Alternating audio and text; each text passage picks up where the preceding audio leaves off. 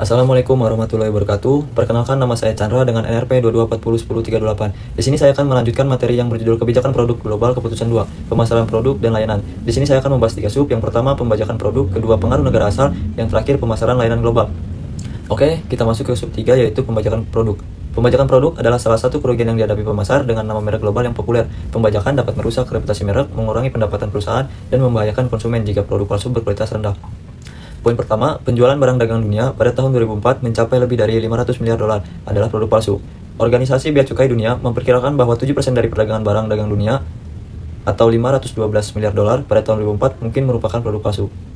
Selanjutnya, Tiongkok adalah salah satu negara jumlah produk palsu terbesar. Contohnya, salah satu produsen mobil termuka asal Tiongkok memperkenalkan mobil mewah bernama Geely Excellency. Mobil ini menarik perhatian karena desainnya yang sangat mirip dengan Rolls-Royce Phaeton, terutama pada bagian grill radiator yang besar dan maskot bersayap di kap mesin. Meskipun tampilannya menyerupai Rolls-Royce, Geely hanya dibanderol sekitar 60.000 dolar, jauh lebih murah dibandingkan Rolls-Royce yang harganya bisa mencapai 1 juta dolar. Geely hanya membantu tujuan meniru, namun karena kemiripan yang mencolok, Rolls-Royce mempertimbangkan untuk mengambil tindakan hukum. Selanjutnya, pemalsuan secara langsung menekan keuntungan. Pemalsuan produk menyebabkan kerugian finansial yang signifikan bagi perusahaan asli karena konsumen membeli produk palsu sehingga pendapatan penjualan produk asli berkurang. Contohnya seperti Procter & Gamble di Cina, kehilangan sekitar 150 juta dolar per tahun karena produk sabun dan deterjen palsu. Sementara Yamaha menghadapi masalah besar dengan banyak sepeda motor dan skuter palsu yang menggunakan mereknya. Jadi, pemalsuan berdampak langsung pada penurunan laba karena pendapatan yang hilang akibat produk tiruan tersebut. Selanjutnya, barang palsu merusak citra merek. Produk palsu umumnya memiliki kualitas rendah sehingga dapat merusak reputasi merek yang telah dibangun. Resiko ini lebih besar di pasar berkembang, di mana konsumen baru mengenal produk bermerek dan sering kali lebih banyak menemui barang palsu dibanding asli. Akibatnya, citra merek asli dapat terpengaruh negatif dan kepercayaan konsumen menurun. Poin selanjutnya ada di setiap aspek produk rentan terhadap pembajakan, termasuk seperti nama merek, logo, desain, dan kemasan. Contohnya, pemalsuan produk Koto, sebuah minuman multigrain protein yang cukup populer di Indonesia. Dalam kasus ini, produk palsu yang beredar memiliki kemiripan desain kemasan, logo, dan bahkan penggunaan merek yang sangat menyerupai produk asli. Kondisi ini tidak hanya menyesatkan konsumen, tetapi juga merugikan perusahaan secara finansial dan reputasi. Oke, kita lanjut ke slide berikutnya, pilihan terhadap pembajakan produk. Yang pertama ada melakukan lobbying dan kerjasama dengan pemerintahan lokal untuk melindungi diri dari pemalsuan. Selain itu, memperketat undang-undang dan menegakkan hukum yang berlaku di pasar luar negeri. Poin kedua, mengambil tindakan hukum. Tindakan hukum merupakan salah satu upaya perusahaan untuk menangani pelanggan haki. Meskipun beberapa perusahaan seperti Starbucks dan Ferrero Rocher berhasil dalam gugatan, proses ini seringkali mahal, memakan waktu, dan tidak menjamin keberhasilan. Selain itu, tindakan hukum dapat menimbulkan publisitas negatif. Oleh karena itu, perusahaan kerap melibatkan lembaga investigasi swasta untuk mendukung proses hukum. Yang berikutnya, penyitaan bea cukai.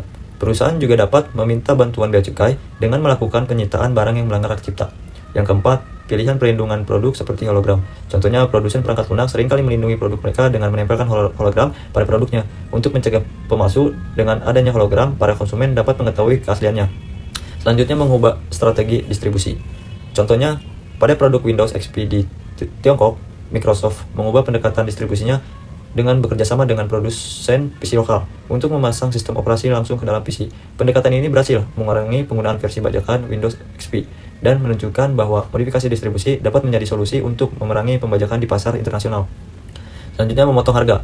Microsoft Cina menurunkan harga perangkat lunaknya secara gratis untuk mengurangi insentif konsumen membeli versi bajakan. Yang terakhir, meluncurkan kampanye pendidikan melawan pembajakan.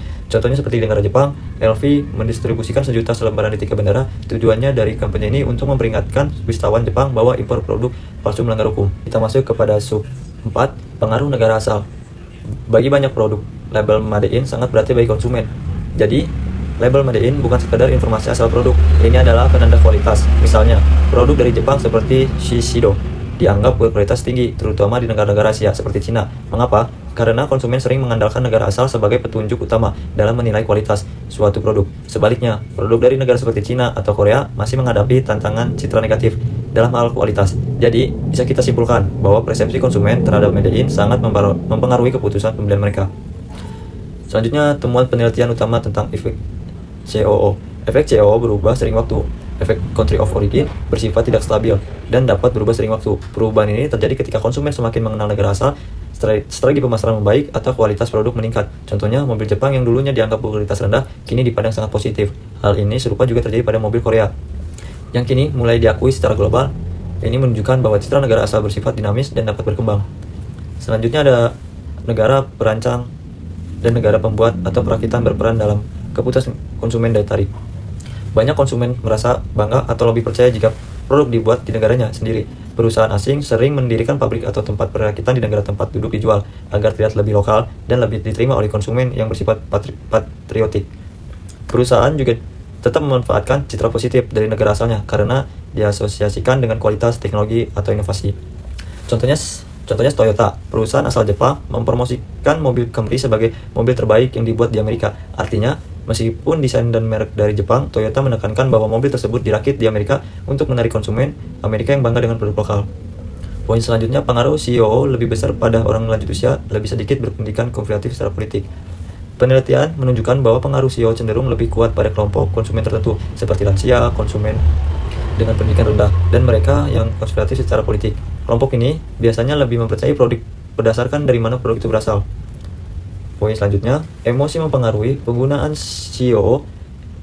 Emosi konsumen mempengaruhi penggunaan informasi negara asal produk. Konsumen yang marah cenderung lebih mengandalkan CEO saat menilai produk dibandingkan dengan yang sedih. Ini menunjukkan emosi dapat mempengaruhi cara konsumen memproses informasi produk. Selanjutnya, budaya mempengaruhi hasil CEO. Konsumen dari budaya individualis seperti Amerika Serikat cenderung menghargai CEO hanya jika produk tersebut lebih unggul dibandingkan pesaingnya. Sebaliknya, konsumen dari budaya kolektivitis seperti Jepang lebih cenderung menilai produk dari negara asal secara positif tanpa memperhatikan keunggulan produk. Selain itu, CEO juga menjadi petunjuk penting bagi konsumen ketika mereka belum mengenal merek produk tersebut. Poin berikutnya, CEO bervariasi berdasarkan kategori produk. Pengaruh CEO juga bergantung pada kategori produk. Studi tahun 2008 menunjukkan bahwa produk Jepang dinilai berkualitas tinggi untuk kategori seperti kamera, digital, TV, dan mobil. Namun, penilaian jauh lebih rendah untuk kategori seperti kosmetik, produk perawatan, kulit, dan makanan instan. Ini menunjukkan bahwa persepsi terhadap negara asal tidak selalu sama semua jenis produk. Sekarang kita masuk ke strategi untuk mengatasi stereotip CEO. Kebijakan produk, penetapan harga, menjual dengan harga rendah dapat menarik konsumen yang fokus pada nilai dan tidak peduli dengan negara asal produk, asalkan perusahaan memiliki keunggulan biaya. Sebaliknya, menetapkan harga premium efektif untuk produk seperti anggur, kosmetik, dan pakaian karena harga dianggap sebagai tanda kualitas. Poin selanjutnya, menggunakan saluran distribusi yang sangat dihormati. Distribusi melalui saluran yang memiliki reputasi baik dapat meningkatkan persepsi positif konsumen terhadap produk. Meskipun berasal dari negara dengan citra merek, sebagai contoh, anggur dari Hungaria dan Chili dapat menerima baik di Inggris karena dipasarkan melalui jaringan retail bergengsi seperti Tesco. Selanjutnya, komunikasi. Strategi komunikasi digunakan untuk mengubah sikap konsumen terhadap produk. Ada dua tujuan utama. Yang pertama, meningkatkan citra negara. Kedua, memperkuat citra merek. Namun, meningkatkan citra negara kurang efektif bagi perusahaan karena pesaing dari negara yang sama juga ikut diuntungkan tanpa biaya.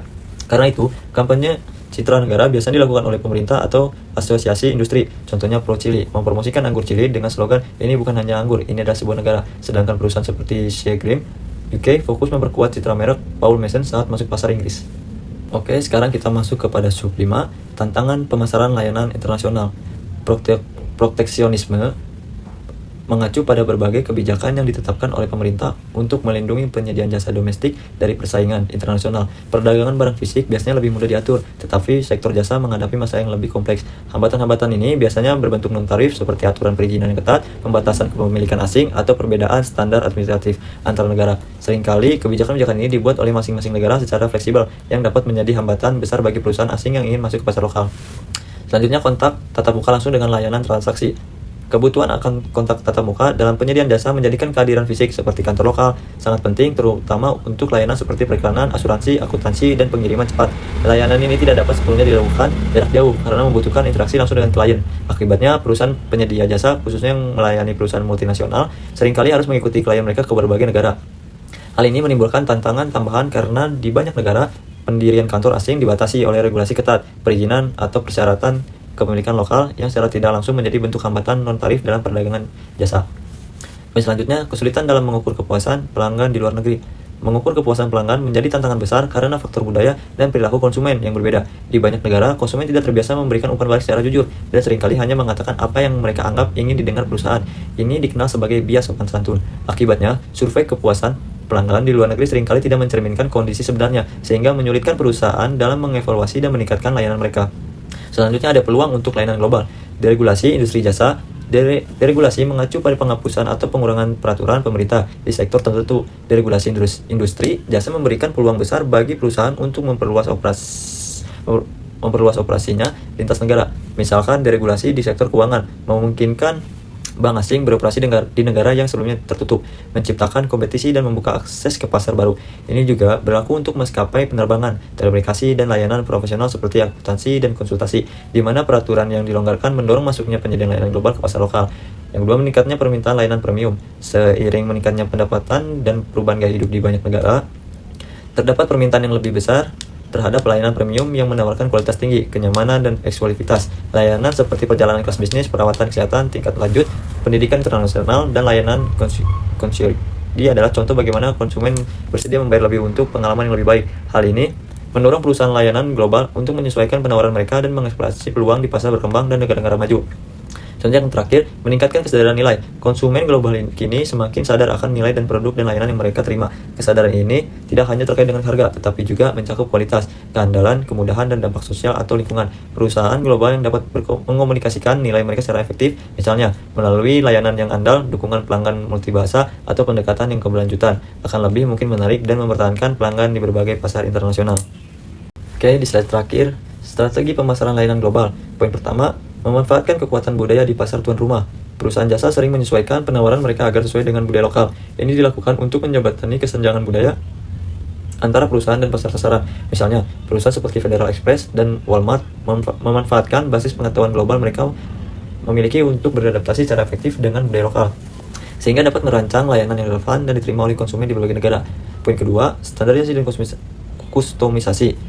Layanan memiliki fleksibilitas tinggi dalam hal standarisasi dan kustomisasi. Produk layanan inti dapat distandarisasi, sementara fitur layanan dukungan dapat disesuaikan agar sesuai dengan kebutuhan lokal. Hal ini memungkinkan perusahaan untuk menjaga konsistensi global sambil tetap relevan di tingkat lokal. Poin selanjutnya, memberikan peran sentral pada teknologi informasi. Teknologi informasi merupakan tulang punggung strategi layanan global. Perusahaan jasa menggunakan TI seperti internet, terminal cerdas, dan sistem telekomunikasi untuk meningkatkan layanan dan efisiensi. TI juga memungkinkan tercapainya skala ekonomi dengan memusatkan fungsi-fungsi tertentu. Contohnya konkret adalah ASBC yang memindahkan operasi back office ke India dan ke China demi efisiensi global. Poin selanjutnya, menambah nilai melalui diferensiasi.